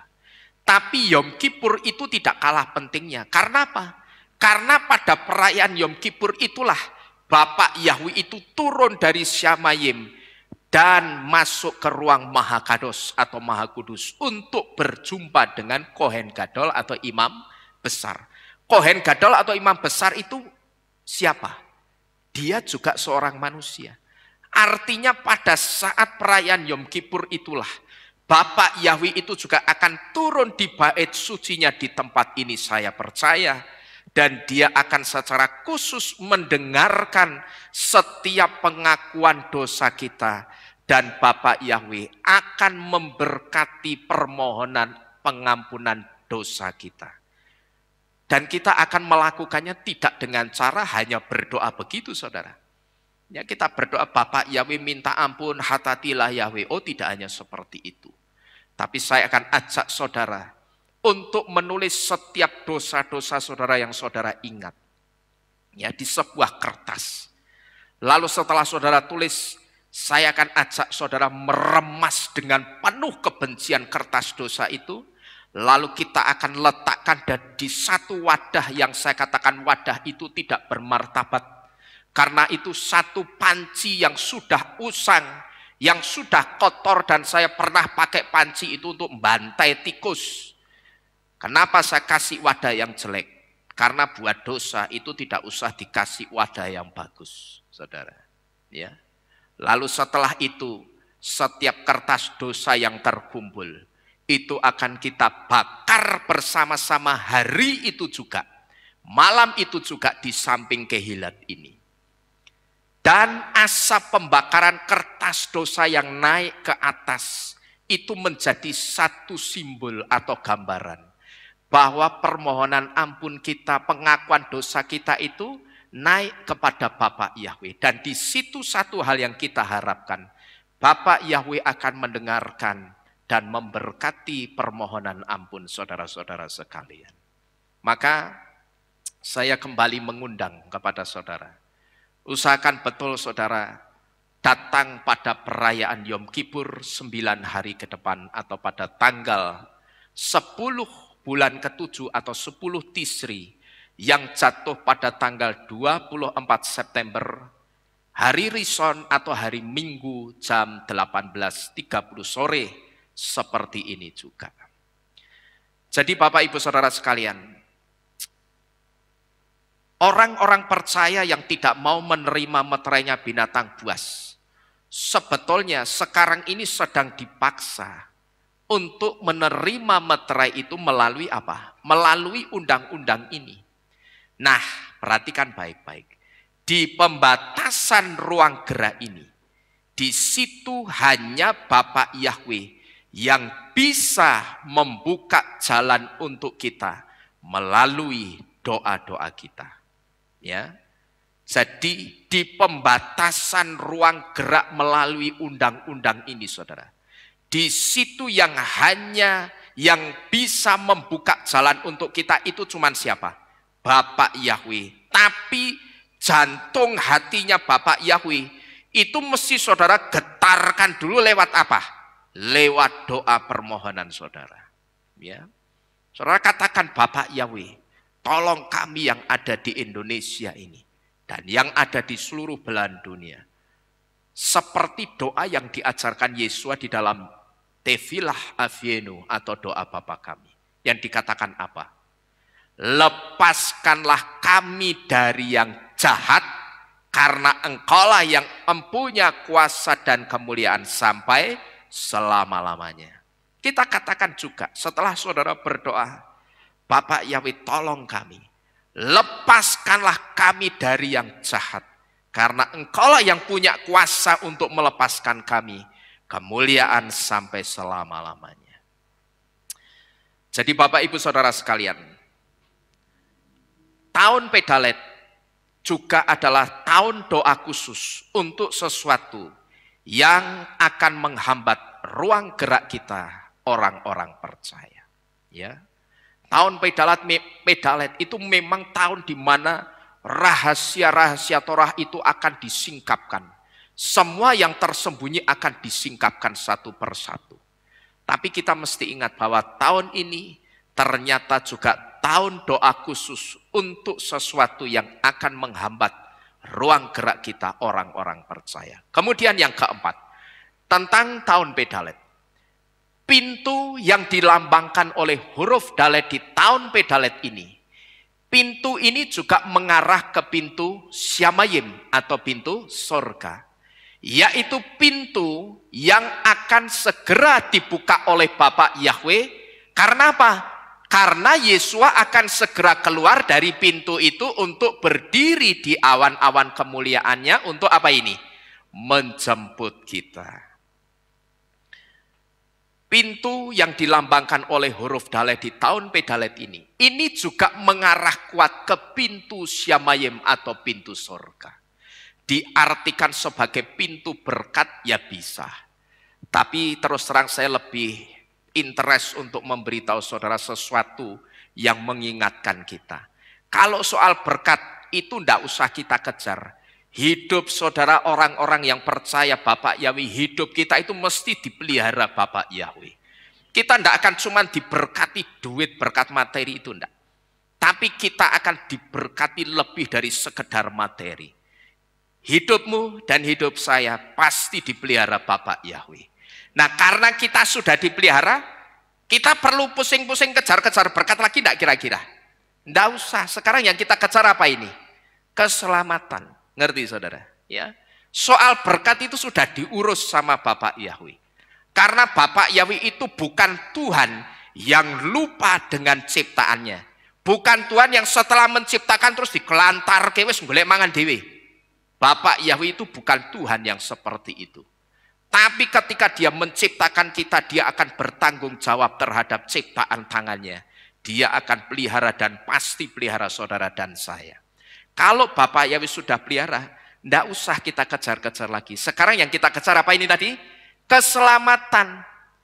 Karena di tahun Pedalet ini ada pintu yang akan segera dibuka Bapak Yahweh. Karena Yesua itu akan segera keluar dari pintu itu untuk berdiri di awan-awan kemuliaannya untuk menjemput kita.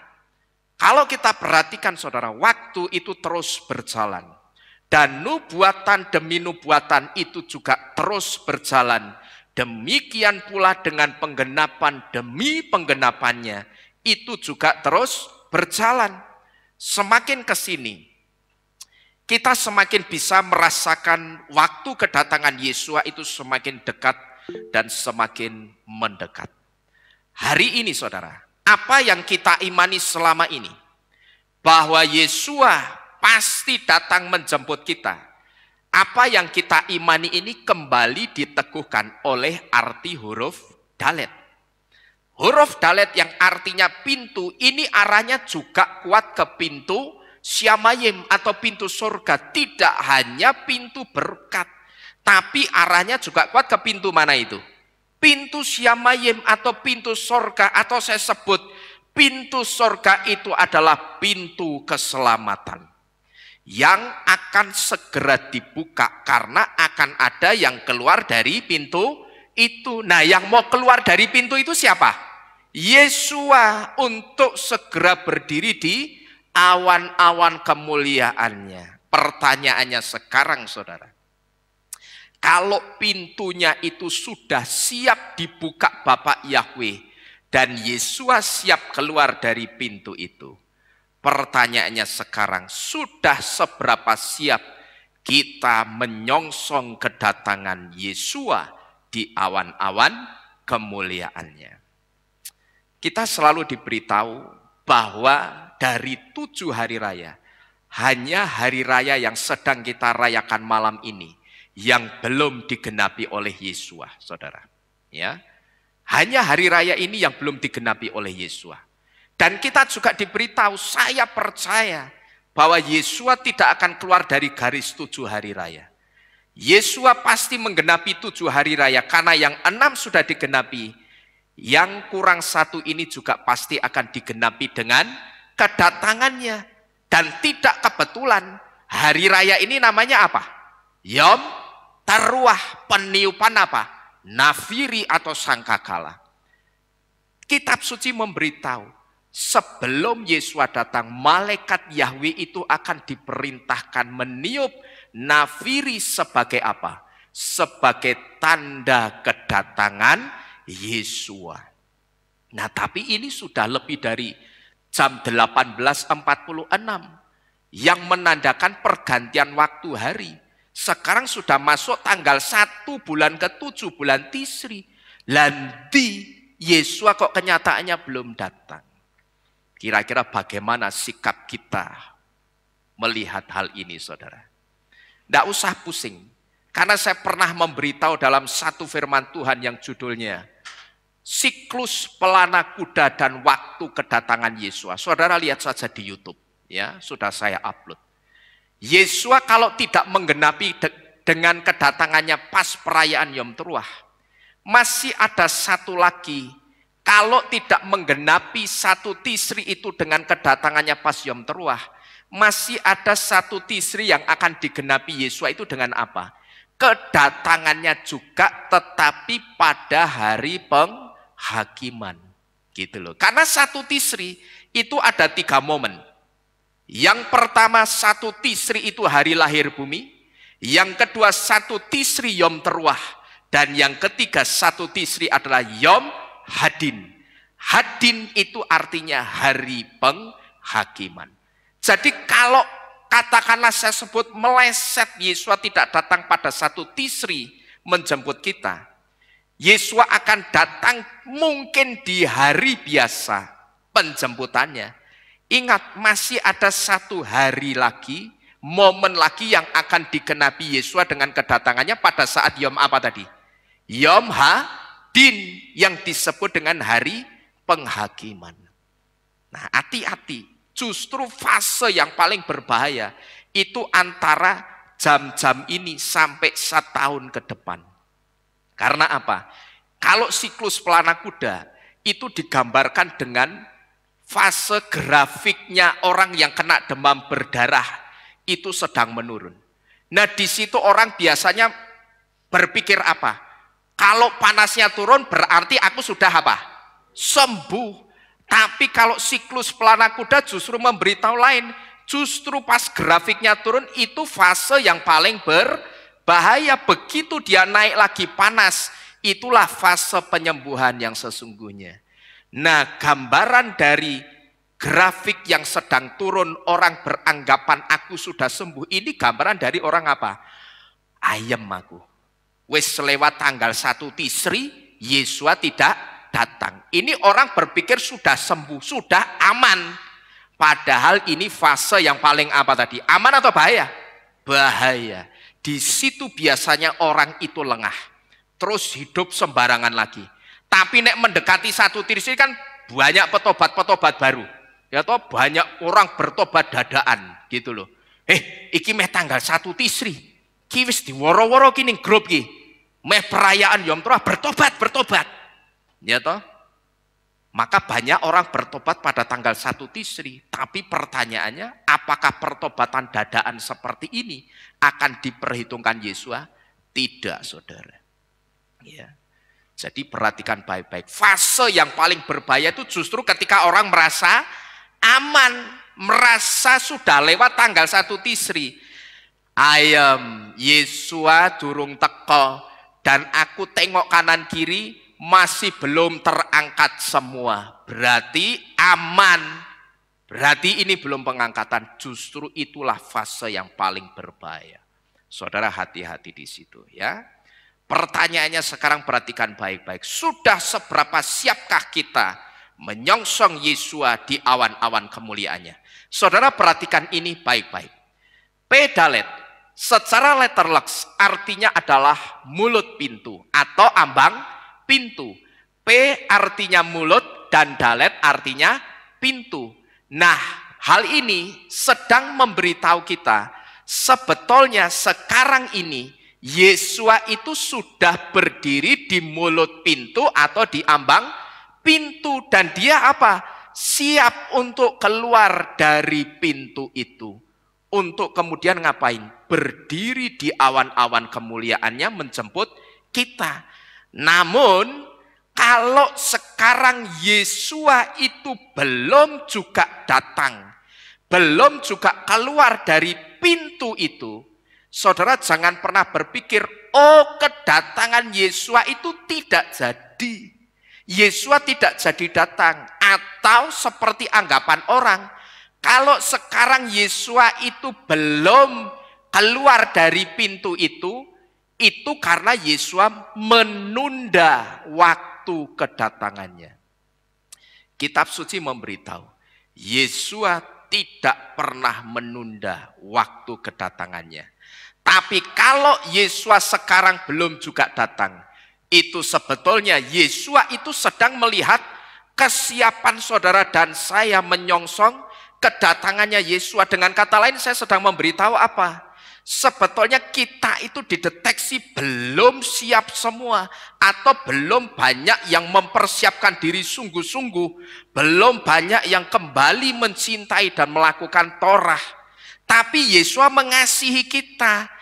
Dengan kata lain kira-kira seperti ini, nek tak tinggal kasihan ini. Tapi kalau aku datang sekarang, pasti orang ini tidak akan selamat. Gitu loh. Nah, dengan kata lain Yesua itu sekarang kalau belum keluar dari pintu itu, Yesua itu sebetulnya sedang melihat kesiapan kita menyongsong kedatangannya. Dan saat itu ketika Yesua juga belum keluar dari pintu itu, Yesua itu sebetulnya sedang memberi kita, perhatikan baik-baik, sedikit waktu lagi. Sedikit atau banyak ini? Sedikit waktu lagi. Karena Yesua sudah berkata apa? Kalau waktunya tidak dipersingkat, akan semakin banyak orang yang gugur imannya. Nah, dipersingkat ini bicara sedikit atau banyak? Saya tanya. Sedikit. Gitu loh. Dia hanya kasih kesempatan sedikit waktu lagi untuk kita berbenah diri.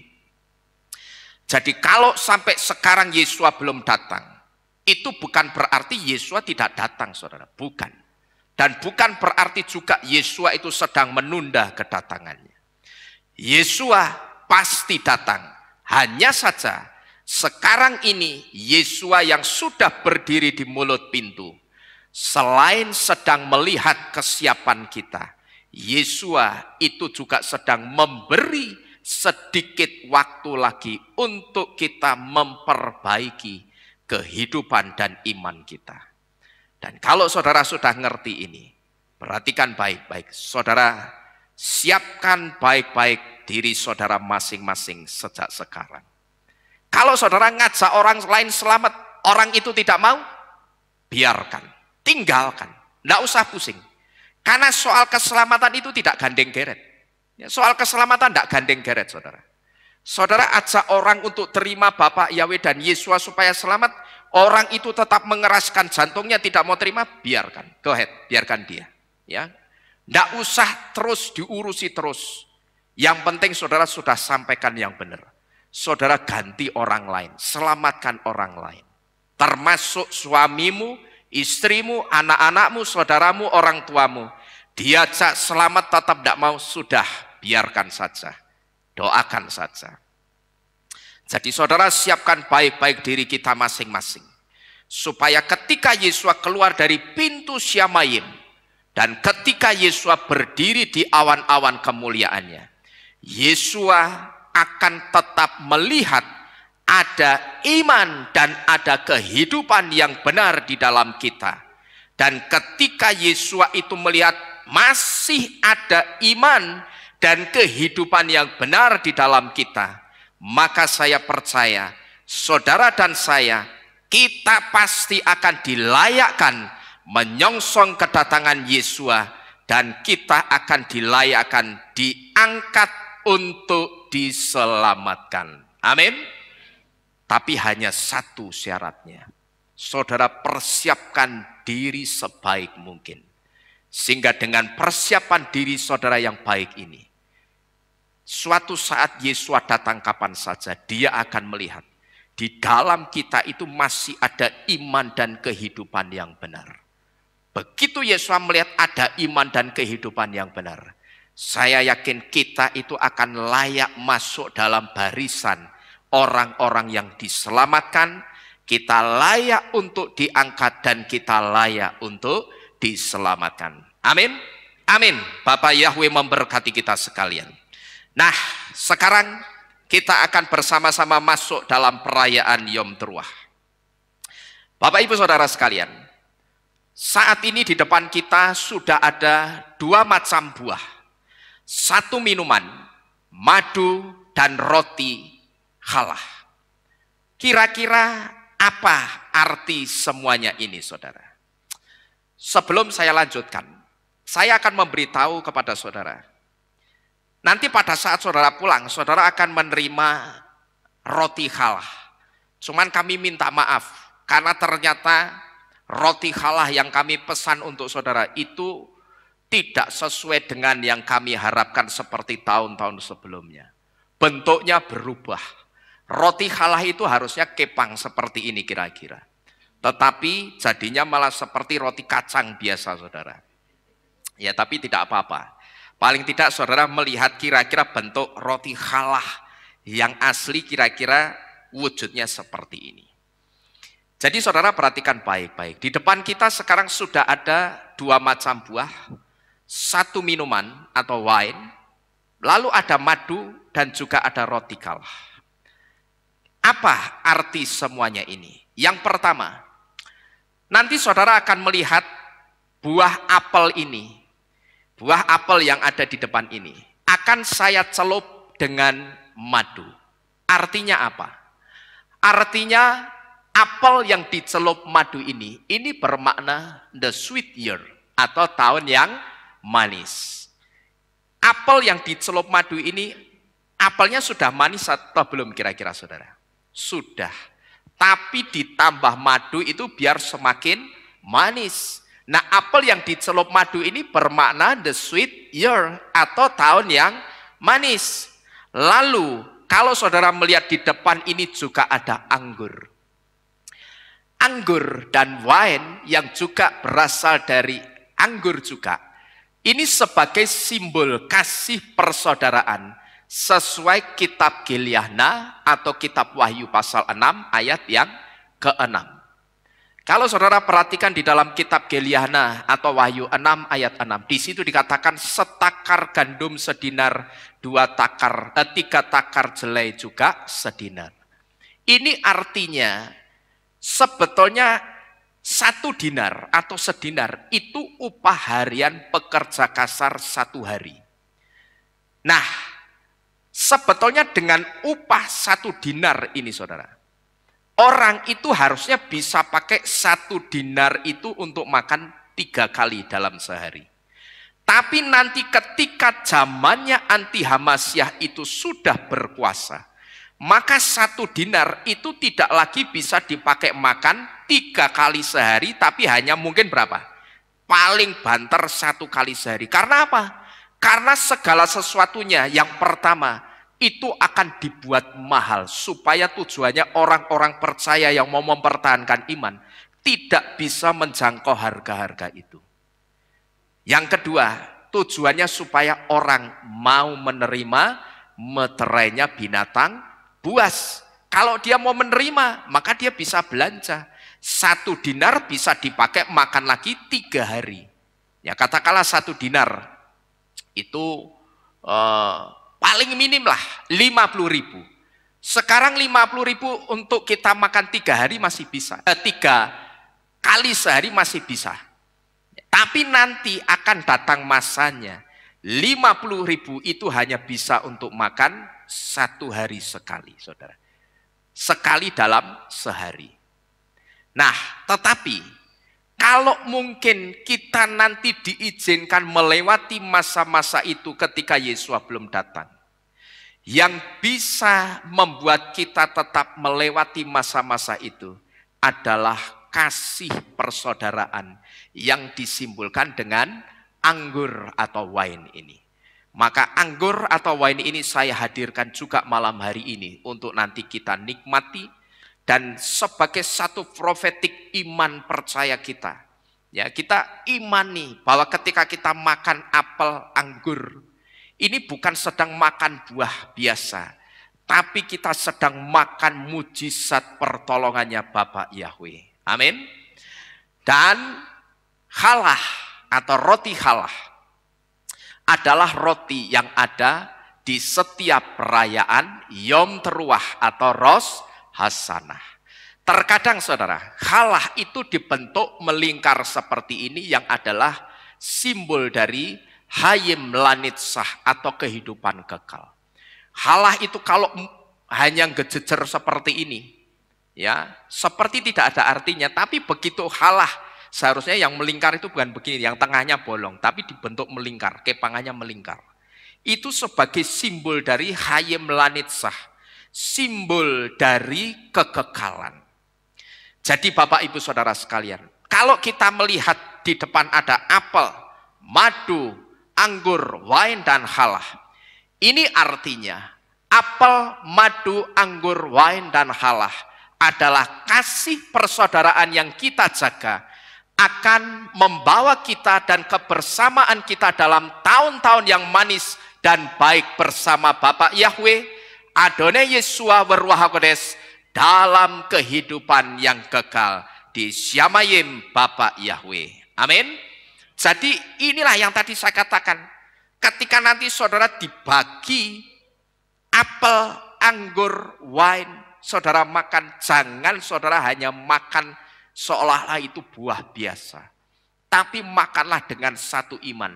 Yang sedang aku makan ini adalah mujizat dan pertolongan Bapa Yahweh yang akan menolong setahun kehidupanku ke depan sambil menunggu masuk dalam perayaan Yom Teruah berikutnya. Terlebih dahulu saya undang Pak Hok dan Ibu Rina, Pak Robin dan Ibu Wiyanti yang akan membantu saya membagikan apa yang ada di depan ini kepada saudara. Silakan bisa ada di depan meja perjamuan ini. Ya. Baik, Bapak Ibu Saudara sekalian, sudah terima semua apel dan anggurnya? Sudah ya. Jadi Bapak Ibu Saudara sekalian, kalau kita sudah mendapatkan apel dan anggur semua, nanti sebelum kita makan, kita akan bersulang, kita akan toskan saudara. Dan pada saat kita tos setiap apel, anggur, dan wine kita akan katakan tof. Tof itu artinya apa? Baik. Sambil nanti kita akan mengucapkan kata-kata Lesyana Tofah Umetukah. Tahun ini pasti menjadi tahun yang manis dan baik bagi kita bersama Bapa Yahweh. Amin. Ya, jadi nanti yang pertama kita makan apelnya dulu yang dicelup madu. Apel sebelum kita makan, kita ucapkan Lesyana Tofah. Begitu selesai mengucapkan, kita toskan, terus kita makan dengan percaya. Amin. Mari bersama-sama bangkit berdiri, Bapak Ibu Saudara sekalian. Kita akan bersama-sama makan apel kita. Kita angkat apel ini di sebelah kanan kita. Bapak Ibu Saudara sekalian, kita angkat di sebelah tangan kanan kita. Sambil diiringi suara shofar, kita akan katakan bersama-sama, lali aku. Ya. Oke, mari kita bersama-sama angkat apel kita. Kita akan baca bersama-sama dengan penuh iman. Alef, Bet, Gimel, Lesyana Tofah Ometukah.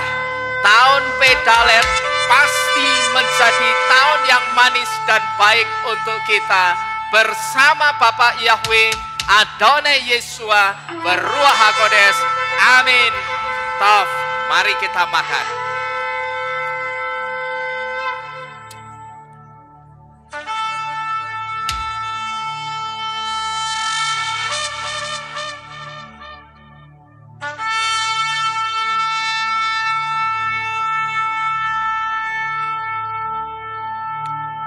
Oke, kita makan dulu apelnya, jangan buru-buru. Sudah? Apelnya sudah dimakan semua? Oke, mari sekarang kita angkat anggur kita. Ya, kita akan makan bersama-sama. Anggur ini setelah kita mengucapkan Lesyana Tofah dan setelah kita toskan dengan berkata tof. Alef, Bet, Gimel, Lesyana Tofah Umetukah. Tahun Pedalet pasti menjadi tahun yang manis dan baik untuk kita bersama Bapak Yahweh Adonai Yesua Beruah HaKodes. Haleluya. Amin. Tof, Bapak Yahweh memberkati. Haleluya.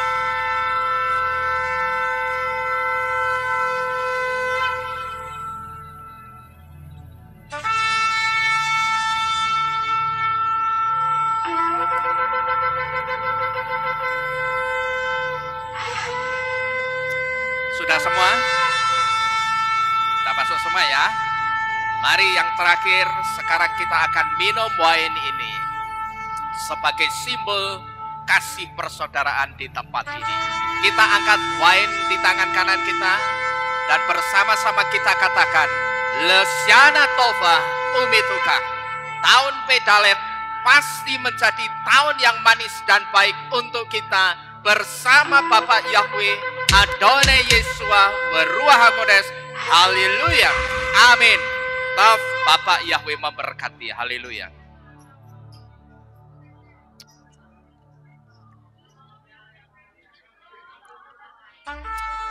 Baik, Bapak Ibu Saudara sekalian, selesai sudah rangkaian acara perayaan Yom Teruah pada malam hari ini. Mari bersama-sama kita tengadakan tangan kita. Kita akan mengucap syukur dan berterima kasih kepada Bapak Yahweh. yang sudah membawa dan mengantarkan kita ke satu zaman yang baru. Zaman yang penuh dengan perlindungan, pertolongan, dan mujizat Bapak Yahweh yang besar di dalam kehidupan kita. Haleluya. Terima kasih Bapak Yahweh. Malam hari ini selesai sudah rangkaian acara ibadah perayaan Yom Teruah. Kami mengucap syukur dan kami berterima kasih kepadamu Bapa, karena sejak dari awal hingga akhir perayaan ini kami tetap terjaga dalam pimpinan dan naungan perlindungan Bapa Yahweh, dan kami tetap diberkati dengan berkat Bapa Yahweh. Kami percaya firman, demikian juga dengan apel, madu, anggur, wine, dan roti halal yang akan kami terima nanti. Sekarang yang semuanya sudah masuk ke dalam tubuh kami, pasti akan menjadi berkat bagi kehidupan dan iman percaya kami. Iman percaya kami akan tumbuh semakin baik di dalam Bapa Yahweh, Tuhan Yesus dan Ruach HaKodes, dan kami akan semakin baik di dalam menjadi pelaku-pelaku Torah-Mu dan mencintai Torah-Mu. Bapak Yahweh, bersama-sama kami menyerahkan setahun ke depan kehidupan kami, sambil kami menunggu masuk dalam perayaan Yom Teruah berikutnya, dalam tangan perlindungan dan tangan berkat Bapak Yahweh saja. Bapa, kami serahkan hidup kami ini total sepenuhnya dalam tangan-Mu, karena kami hanya percaya hidup kami ini hanya aman dan pasti aman di tangan Bapak Yahweh. Oleh sebab itu kami serahkan seluruh kehidupan dan iman kami kepadamu untuk Bapak Yahweh topang dan Bapak Yahweh berkati. Dan Bapak Yahweh terima kasih, Engkau sudah memberkati kami malam ini dengan berkat-Mu yang luar biasa. Kami percaya Bapak Yahweh, berkat-berkat-Mu inilah yang akan memelihara kehidupan kami sempurna baik benar adanya. Dan terpuji-pujilah Engkau ya Yahweh Elohim, yang selalu memperhatikan, memelihara dan memberkati kehidupan kami. Di dalam nama Adonai Yesus HaMashiach, Elohim Juru Selamat kami yang hidup dan ajaib, bersama-sama kami mengucap syukur dan berdoa. Setiap kita yang percaya, bersama-sama kita berkata, amin. Kita berikan tepuk tangan yang terbaik bagi Bapak Yahweh yang sudah memberkati kita malam ini. Sekali lagi, Lesiana Tova Umetukah. Tahun ini pasti menjadi tahun yang manis dan baik bagi kita, bersama Bapak Yahweh, Adonai Yeshua dan Ruach HaKodes. Amin. Amin. Bapak Yahweh memberkati kita sekalian. Haleluya.